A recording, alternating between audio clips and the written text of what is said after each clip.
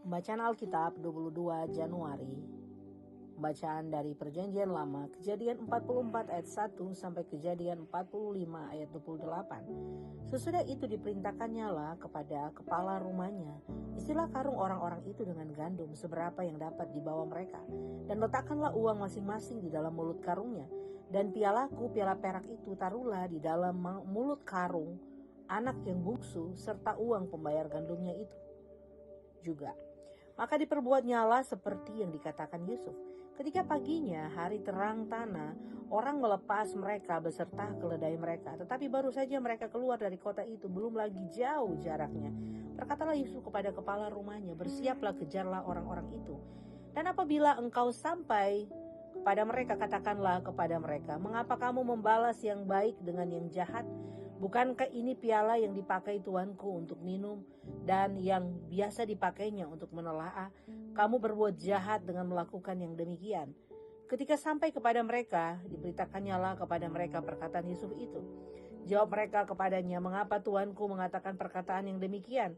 Jauhlah daripada hamba-hambamu ini untuk berbuat begitu. Bukankah uang yang kami dapati di dalam mulut karung kami telah kami bawa kembali kepadamu dari tanah Kanaan? Masakan kami mencuri emas atau perak dari rumah tuanmu?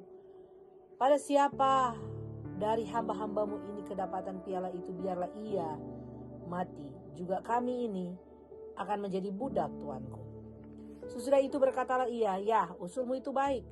Tetapi pada siapa kedapatan piala itu, hanya dialah yang akan menjadi budakku, dan kamu yang lain itu akan bebas dari salah. Lalu segeralah mereka masing-masing menurunkan karungnya ke tanah, dan masing-masing membuka karungnya. Dan kepala rumah itu memeriksanya dengan teliti. Ia mulai dengan yang sulung sampai kepada yang bungsu, maka kedapatanlah piala itu dalam karung Benyamin. Lalu mereka mengoyakkan jubahnya dan masing-masing menguati keledainya, dan mereka kembali ke kota. Ketika Yehuda dan saudara-saudaranya sampai ke dalam rumah Yusuf, Yusuf masih ada di situ, sujudlah mereka sampai ke tanah di depannya. Berkatalah Yusuf kepada mereka, perbuatan apakah yang kamu lakukan ini? Tidakkah kamu tahu bahwa seorang yang seperti aku ini pasti dapat menelaah? Sudah itu berkatalah Yehuda, apakah yang akan kami katakan kepada tuanku? Apakah yang akan kami jawab? Dan dengan apakah kami akan membenarkan diri kami? Allah telah memperlihatkan kesalahan hamba-hambamu ini, maka kami ini budak tuanku lah kami. Baik kami maupun orang, pada siapa kedapatan piala itu? Tapi jawabnya, jauhlah daripadaku untuk berbuat demikian. Pada siapa kedapatan piala itu, dialah yang akan menjadi budakku. Tetapi kamu ini pergilah kembali dengan selamat kepada ayahmu. Lalu tampillah Yehuda mendekatinya dan berkata, mohon bicara tuanku, izinkanlah kiranya hambamu ini mengucapkan sepatah kata kepada tuanku, dan janganlah kiranya bangkit amarahmu terhadap hambamu ini. Sebab tuanku adalah seperti Firaun sendiri. Tuanku telah bertanya kepada hamba-hambanya ini, masih adakah ayah atau saudara kamu? Dan kami menjawab, tuanku, kami masih mempunyai ayah yang tua dan masih ada anaknya yang muda yang lahir pada masa tuanya. Kakaknya telah mati, hanya dia sendirilah yang tinggal dari mereka yang seibu, sebab itu ayahnya sangat mengasihi dia. Lalu tuanku berkata kepada hamba-hambamu ini, bawalah dia kemari kepadaku supaya mataku memandang dia. Tetapi jawab kami kepada tuanku, anak itu tidak dapat meninggalkan ayahnya, sebab jika ia meninggalkan ayahnya, tentulah ayah ini mati. Kemudian tuanku berkata kepada hamba-hambamu ini, jika adikmu yang bungsu itu tidak datang kemari bersama-sama dengan kamu, kamu tidak boleh melihat mukaku lagi. Setelah kami kembali kepada hambamu ayahku, maka kami memberitahukan kepadanya perkataan tuanku itu. Kemudian ayah kami berkata, kembalilah kamu membeli sedikit bahan makanan bagi kami. Tetapi jawab kami tidak dapat pergi ke sana. Jika adik kami yang bungsu bersama-sama dengan kami, barulah kami akan pergi ke sana. Sebab kami tidak boleh melihat muka orang itu apabila adik kami yang bungsu tidak bersama-sama dengan kami. Kemudian berkatalah hambamu ayahku kepada kami, Kamu tahu bahwa istriku telah melahirkan 2 orang anak bagiku, yang seorang telah pergi daripadaku, dan aku telah berkata, tentulah ia diterkam oleh binatang buas, dan sampai sekarang aku tidak melihat dia kembali.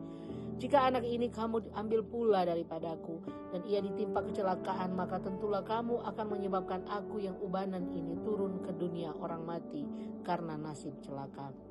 Maka sekarang, apabila aku datang kepada hambamu ayahku dan tidak ada bersama-sama dengan kami anak itu, padahal ayahku tidak dapat hidup tanpa dia, tentulah akan terjadi apabila dilihatnya anak itu tidak ada, bahwa ia akan mati, dan hamba-hambamu ini akan menyebabkan hambamu ayah kami yang ubanan itu turun ke dunia orang mati karena duka cita.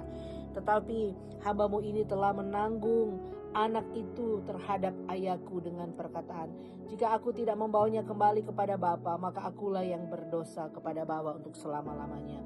Oleh sebab itu, baiklah hambamu ini tinggal menjadi budak tuanku, menggantikan anak itu, dan biarlah anak itu pulang bersama-sama dengan saudara-saudaranya. Sebab masakan aku pulang kepada ayahku apabila anak itu tidak bersama-sama dengan aku? Aku tidak akan sanggup melihat nasib celaka yang akan menimpa ayahku.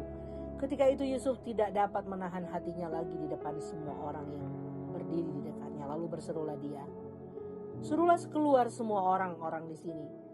Maka tidak ada seorang pun yang tinggal di situ bersama-sama Yusuf ketika ia memperkenalkan dirinya kepada saudara-saudaranya. Setelah itu menangislah ia keras-keras sehingga kedengaranlah kepada orang Mesir dan kepada seisi istana Firaun. Dan Yusuf berkata kepada saudara-saudaranya, akulah Yusuf, masih hidupkah Bapa? Tetapi saudara-saudaranya tidak dapat menjawabnya sebab mereka takut dan gemetar menghadapi dia. Lalu kata Yusuf kepada saudara-saudaranya itu, marilah dekat-dekat. Maka mendekatlah mereka, katanya lagi, akulah Yusuf saudaramu yang kamu jual ke Mesir. Tapi sekarang janganlah bersusah hati dan janganlah menyesali diri, karena kamu menjual aku ke sini, sebab untuk memelihara kehidupanmu lah Allah menyuruh aku mendahului kamu. Karena telah 2 tahun ada kelaparan dalam negeri ini, dan selama 5 tahun lagi orang tidak akan membajak atau menuai. Maka Allah telah menyuruh aku mendahului kamu untuk menjamin kelanjutan keturunanmu di bumi ini, dan untuk memelihara hidupmu, sehingga sebagian besar daripadamu tertolong. Jadi bukanlah kamu yang menyuruh aku ke sini, tetapi Allah. Dialah yang telah menempatkan aku sebagai bapa bagi Firaun dan tuan atas seluruh istananya, dan sebagai kuasa atas seluruh tanah Mesir. Segera kamu kembali kepada bapa dan katakanlah kepadanya, beginilah kata Yusuf, anakmu, Allah telah menempatkan aku sebagai tuan atas seluruh Mesir. Datanglah mendapatkan aku, janganlah tunggu-tunggu. Engkau akan tinggal di tanah Goshen dan akan dekat kepadaku, engkau serta anak dan cucumu, kambing domba dan lembu sapimu dan segala milikmu. Di sanalah aku memelihara engkau, sebab kelaparan ini masih ada 5 tahun lagi, supaya engkau jangan jatuh miskin bersama seisi rumahmu dan semua orang yang ikut serta dengan engkau. Dan kamu telah melihat dengan mata sendiri, dan saudaraku Benyamin juga, bahwa mulutku sendiri mengatakannya kepadamu. Sebab itu, ceritakanlah kepada Bapa segala kemuliaanku di negeri Mesir ini, dan segala yang telah kamu lihat. Kemudian segeralah bawa Bapa kemari. Lalu dipeluknyalah leher Benyamin adiknya itu, dan menangislah ia, dan menangis pula lah Benyamin pada bahu Yusuf. Yusuf mencium semua saudaranya itu dengan mesra, dan ia menangis sambil memeluk mereka. Sesudah itu barulah saudara-saudaranya bercakap-cakap dengan dia. Ketika dalam istana Firaun terdengar kabar bahwa saudara-saudara Yusuf datang, hal itu diterima dengan baik oleh Firaun dan pegawai-pegawainya. Lalu berkatalah Firaun kepada Yusuf, katakanlah kepada saudara-saudaramu, buatlah begini, muatilah binatang-binatangmu dan pergilah ke tanah Kanaan, jemputlah ayahmu dan seisi rumahmu, dan datanglah mendapatkan aku, maka aku akan memberikan kepadamu apa yang paling baik di tanah Mesir, sehingga kamu akan mengecap kesuburan tanah ini. Selanjutnya engkau mendapat perintah mengatakan kepada mereka, buatlah begini, bawalah kereta dari tanah Mesir untuk anak-anakmu dan istri-istrimu, jemputlah ayahmu dari sana dan datanglah kemari. Janganlah kamu merasa sayang meninggalkan barang-barangmu, sebab apa yang paling baik di seluruh tanah Mesir ini adalah milikmu. Demikianlah dilakukan oleh anak-anak Israel itu. Yusuf memberikan kereta kepada mereka menurut perintah Firaun. Juga diberikan kepada mereka bekal di jalan. Kepada mereka masing-masing diberikannya sepotong pesalin, dan kepada Benyamin diberikannya 300 uang perak dan 5 potong pesalin. Di samping itu kepada ayahnya dikirimnya 10 ekor keledai jantan dimuati dengan apa yang paling baik di Mesir. Lagi pula seekor keledai betina dimuati dengan gandum dan roti dan makanan untuk ayahnya dalam perjalanan. Kemudian ia melepas saudara-saudaranya serta berkata kepada mereka, "Janganlah berbantah-bantah di jalan." Demikianlah mereka pergi dari tanah Mesir dan sampai ke tanah Kanaan kepada Yakub ayah mereka. Mereka menceritakan kepadanya Yusuf masih hidup, bahkan dialah yang menjadi kuasa atas seluruh tanah Mesir. Tetapi hati Yakub tetap dingin sebab ia tidak dapat mempercayai mereka. Tetapi ketika mereka menyampaikan kepadanya segala perkataan yang diucapkan Yusuf, dan ketika dilihatnya lah kereta yang dikirim oleh Yusuf untuk menjemputnya, maka bangkitlah kembali semangat Yakub, ayah mereka itu. Kata Yakub, "Cukuplah itu, anakku Yusuf masih hidup. Aku mau pergi melihatnya sebelum aku mati." Pembacaan dari Perjanjian Baru, Matius 14 ayat 14 sampai 36.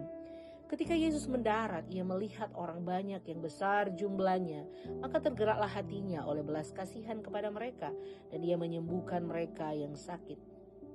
Menjelang malam, murid-muridnya datang kepadanya dan berkata, "Tempat ini sunyi dan hari sudah mulai malam. Suruhlah orang banyak itu pergi supaya mereka dapat membeli makanan di desa-desa." Tetapi Yesus berkata kepada mereka, "Tidak perlu mereka pergi, kamu harus memberi mereka makan." Jawab mereka, "Yang ada pada kami di sini hanya 5 roti dan 2 ikan." Yesus menjawab, "Bawalah kemari kepadaku." Lalu disuruhnyalah orang banyak itu duduk di rumput. Dan setelah diambilnya 5 roti dan 2 ikan itu, Yesus menengadah ke langit dan mengucap syukur, mengucap berkat, lalu memecah-mecahkan roti itu dan memberikannya kepada murid-muridnya. Lalu murid-muridnya membagi-bagikannya kepada orang banyak, dan mereka semuanya makan sampai kenyang. Kemudian orang mengumpulkan potongan-potongan roti yang sisa 12 bakul penuh. Yang ikut makan kira-kira 5.000 laki-laki, tidak termasuk perempuan dan anak-anak. Sesudah itu Yesus segera memerintahkan murid-muridnya naik ke perahu dan mendahuluinya ke seberang. Sementara itu ia menyuruh orang banyak pulang. Dan setelah orang banyak itu disuruhnya pulang, Yesus naik ke atas bukit untuk berdoa seorang diri. Ketika hari sudah malam, ia sendirian di situ. Perahu murid-muridnya sudah beberapa mil jauhnya dari pantai dan diombang-ambingkan gelombang karena angin sakal. Kira-kira jam 3 malam datanglah Yesus kepada mereka berjalan di atas air. Ketika murid-muridnya melihat dia berjalan di atas air, mereka terkejut dan berseru, "Itu hantu." Lalu berteriak-teriak karena takut. Tetapi Yesus berkata kepada mereka, "Tenanglah, aku ini, jangan takut." Lalu Petrus berseru dan menjawab dia, "Tuhan, apabila engkau itu, suruhlah aku datang kepadamu berjalan di atas air." Kata Yesus, "Datanglah." Maka Petrus turun dari perahu dan berjalan di atas air mendapatkan Yesus. Tetapi ketika dirasanya tiupan angin, takutlah ia dan mulai tenggelam, lalu berteriak, "Tuhan, tolonglah aku." Segera Yesus mengulurkan tangan yang memegang dia dan berkata, "Hai orang-orang kurang percaya, mengapa engkau bimbang?" Lalu mereka naik ke perahu dan angin pun redalah. Dan orang-orang yang ada di perahu menyembah dia, katanya, "Sesungguhnya engkau anak Allah." Setibanya di seberang, mereka mendarat di Genesaret. Ketika Yesus dikenal oleh orang-orang di tempat itu, mereka memberitahukannya ke seluruh daerah itu. Maka semua orang yang sakit dibawa kepadanya. Mereka memohon supaya diperkenankan menjamah jubahnya, dan semua orang yang menjamahnya menjadi sembuh. Pembacaan Alkitab dari Mazmur 18 ayat 36 sampai 51. Kau berikan kepadaku perisai keselamatanku. Tangan kananmu menyokong aku. Kemurahanmu membuat aku besar. Kau berikan tempat lapang untuk langkahku, dan mata kakiku tidak goyah. Aku mengejar musuhku sampai kutangkap mereka, dan tidak berbalik sebelum mereka kuhabiskan. Aku meremukkan mereka sehingga mereka tidak dapat bangkit lagi. Mereka rebah di bawah kakiku. Engkau telah mengikat pinggangku dengan keperkasaan untuk berperang. Engkau tundukkan ke bawah kuasaku orang yang bangkit melawan aku. Kau buat musuhku lari daripadaku, dan orang-orang yang membenci aku kubinasakan. Mereka berteriak minta tolong, tetapi tidak ada yang menyelamatkan. Mereka berteriak kepada Tuhan, tetapi Ia tidak menjawab mereka. Aku menggiling mereka halus-halus seperti debu di depan angin, capakan mereka seperti lumpur di jalan. Engkau meluputkan aku dari perbantahan rakyat. Engkau mengangkat aku menjadi kepala atas bangsa-bangsa. Bangsa yang tidak kukenal menjadi hambaku. Baru saja telinga mereka mendengar, mereka taat kepadaku. Orang-orang asing tunduk menjilat aku. Orang-orang asing pucat layu dan keluar dari kota kubunya dengan gemetar. Tuhan hidup, terpujilah gunung batuku, dan mulialah Allah penyelamatku. Allah yang telah mengadakan pembalasan bagiku, yang telah menaklukkan bangsa-bangsa ke bawah kuasaku, yang telah meluputkan aku daripada musuhku. Bahkan Engkau telah meninggikan aku mengatasi mereka yang bangkit melawan aku. Engkau telah melepaskan aku dari orang yang melakukan kelaliman. Sebab itu aku mau menyanyikan syukurku bagimu di antara bangsa-bangsa, ya Tuhan. Dan aku mau menyanyikan mazmur bagi namamu. Ia mengaruniakan keselamatan yang besar kepada raja yang diangkatnya, dan menunjukkan kasih setia kepada orang yang diurapinya, yaitu Daud, dan kepada anak cucunya untuk selamanya. Pembacaan dari Amsal Hikmat hari ini. Amsal 4 ayat 11 hingga 13. Aku mengajarkan jalan hikmat kepadamu. Aku memimpin engkau di jalan yang lurus. Bila engkau berjalan, langkahmu tidak akan terhambat. Bila engkau berlari, engkau tidak akan tersandung. Berpeganglah pada didikan, janganlah melepaskannya. Peliharalah dia, maka dialah hidupmu. Demikian pembacaan Alkitab hari ini.